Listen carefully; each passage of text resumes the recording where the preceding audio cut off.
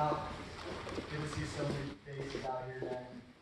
This is like my faith testimony. This isn't a pain story. This isn't like a miraculous recovery story. This is a faith testimony. And this is where God used suffering to have me find Him. As simple as that. You know, I was a Campolindo student, graduated 2022, a couple years ago. Football, lacrosse, two-sport athlete, great academic student, and that was my life. That was my life. I was a twin brother, and our entire high school was bulking up and becoming like menaces on the Campo defense. But that was my main focus, not my twin brother. That's all we cared about. And then the first day of school, my senior year, I got diagnosed with cancer. And everything that I thought mattered to me didn't. And it put me into a life that I didn't even know existed. And while I saw my friends on mountains, I was in a valley. What was supposed to be the peak of your childhood turned out to be the lowest of valleys. You know, I saw my best friends win an NCS championship, and I got to be there. I got to hold that plaque. But I had to go get my chemo that next Monday, and that fight was won. 24 rounds of chemo, it was 20 rounds of radiation, and a 15-hour surgery. And that was my senior year. The whole thing, cover to cover. Then I graduated, I finished, I go to TC that fall. It was like the best freshman year. I go to like 12-0 in football. I'm also like pledging. It's like super fun. Then on the 1-year anniversary of finishing chemo that next year, I have recurrence. And what was supposed to be like a steak dinner, what was supposed to be a night with family and friends, turned out to be a reality check that hit me back even harder. Where I was like, yeah, this is super fun and all, but it can get real and it's not famous. And it did. But this surgery was 21 hours long.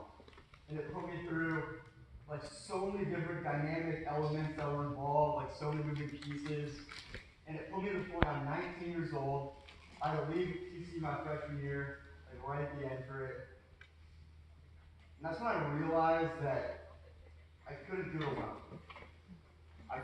alone. It's like I'm laying there, just tubes and pipes and it's everything. I'm in the ICU, intensive care unit, and I'm flat on my back. And I realized that I am nothing and that God is everything, and that I need Him so bad right now. Like I need you so bad. And like I realized that like God uses suffering to strip away our self-reliance. And that's super important. It's like whenever you're suffering, it could be God trying to strip away your self-reliance. And this is a strong group. I think it's a bunch of strong faces out here, but and there's been times where you've been strong enough to overcome challenges on your own.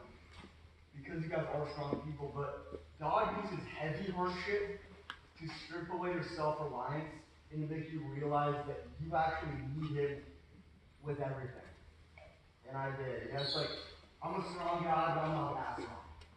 And I think I'm pretty tough, but I'm not that tough. And Jesus works in unordinary situations to give unordinary results. He works in unordinary situations to give unordinary results. And all He needs from you is your faith in Him, and that's it. And so I recovered. And I put my faith in Him, and He healed me. I'm still an athlete. I'm stronger than any of you guys. You can run farther than any of you guys. And I got scars on my legs that run my knee and my hip. I have a bone removed out of my calf. And limitations are really just opportunities. What are you going to do with it? It's like, are you going to shy away or are you going to step up?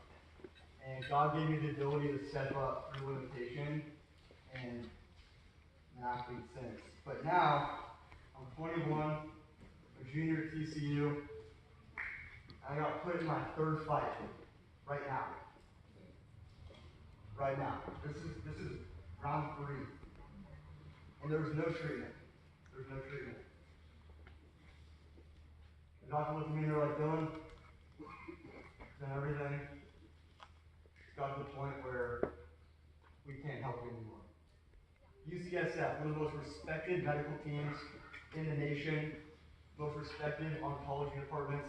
They're like, Dylan, we've tried everything. You're 18 and 19. We got nothing for you. I look at him and I'm like, you don't know who I am on my team. I'm the Son of God on my team.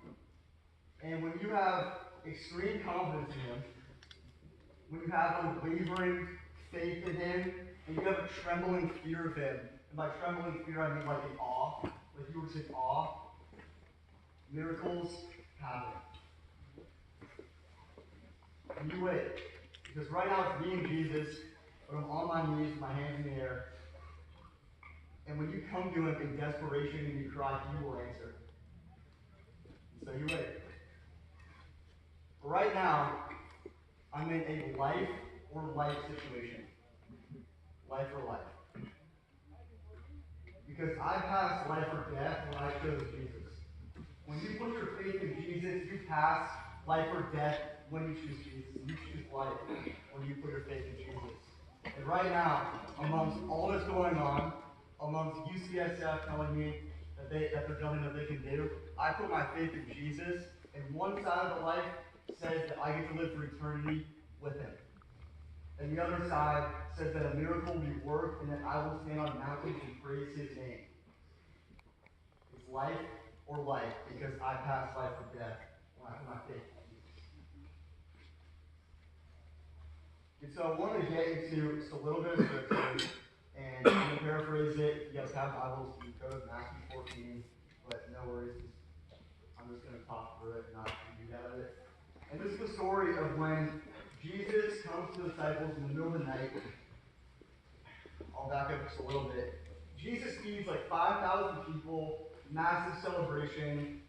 The crowd's going nuts for Him. He's fed 5,000 people. And as they're leaving, the disciples get in the boat. Jesus goes to them. He's like, you guys go ahead. I'm going to hang back to this mountain. I'm going to pray. I'll meet up with you guys in a bit. And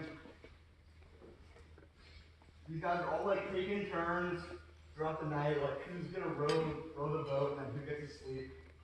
And it's Peter's turn. He's rowing the boat. He's keeping an eye of the boat. And Jesus appears to be standing on the water in front of him.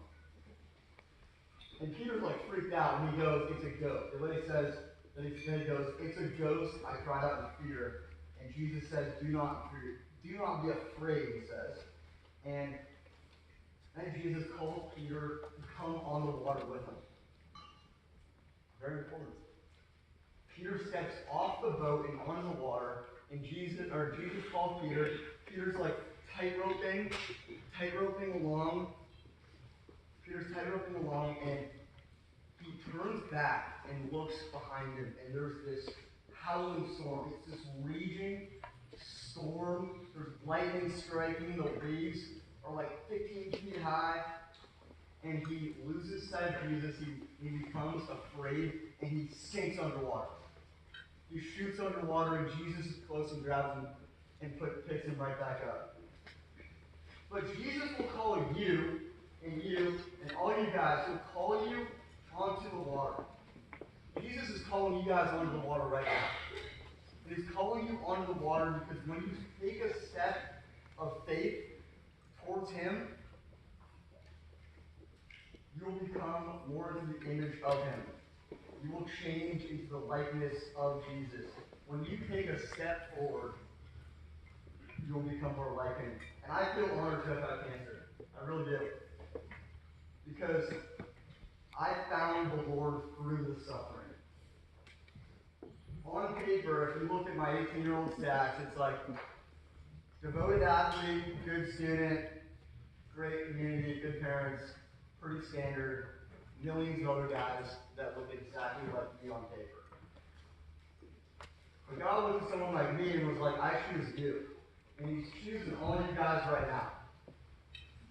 He's choosing you and you and you and you and you and all you guys to step up to the next level.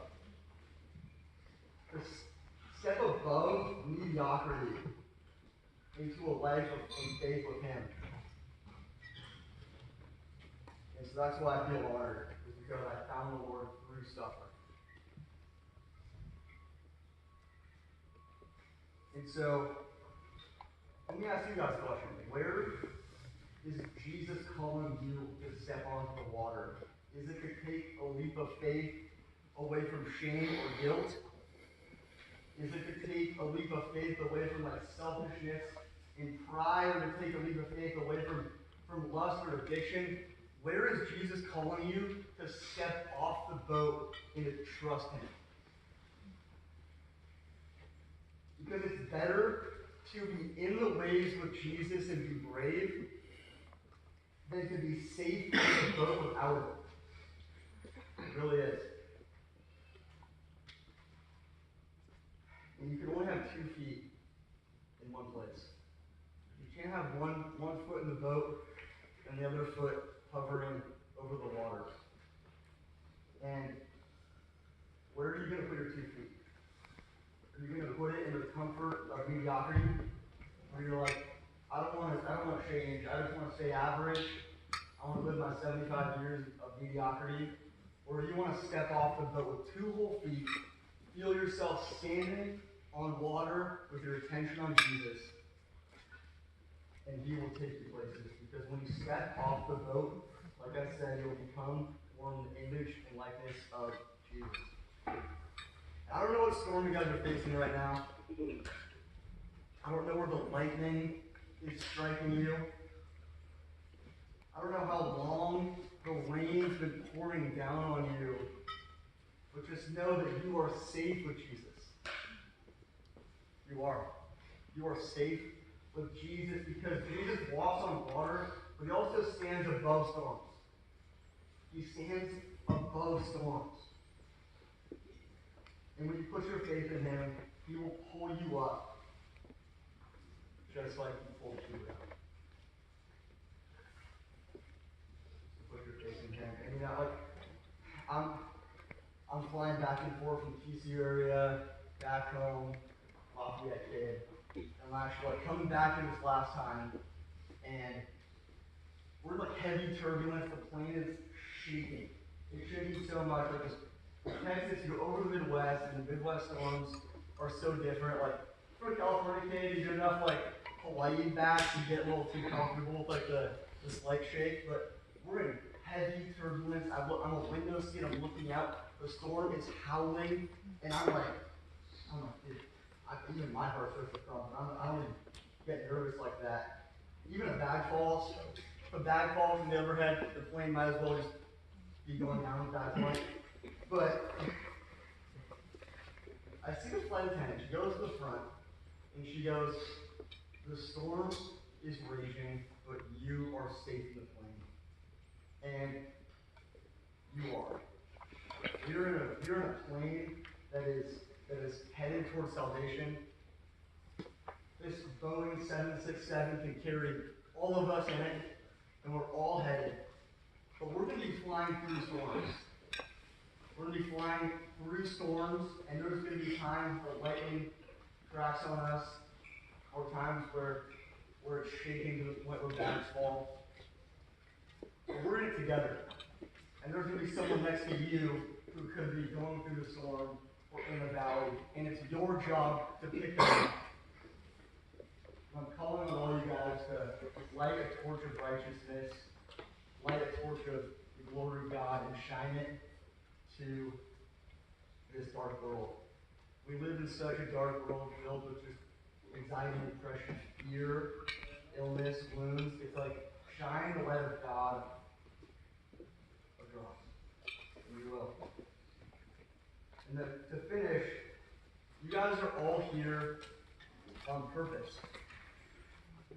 You could have had so many other places to be here for lunch, but you're here. And God brought you here. You might have had a conflict, and you're like, I know I had a conflict if I'm choosing to come to Faith Club. And that's all on purpose, because God is looking at you amongst millions of other people that look identical to you on paper, and saying, I choose you, and I choose you, and I choose you to step to the next level, and you will. He's extending his hand to you, and all you gotta do, grab it. Just grab it. So with that, amen. God bless all you guys.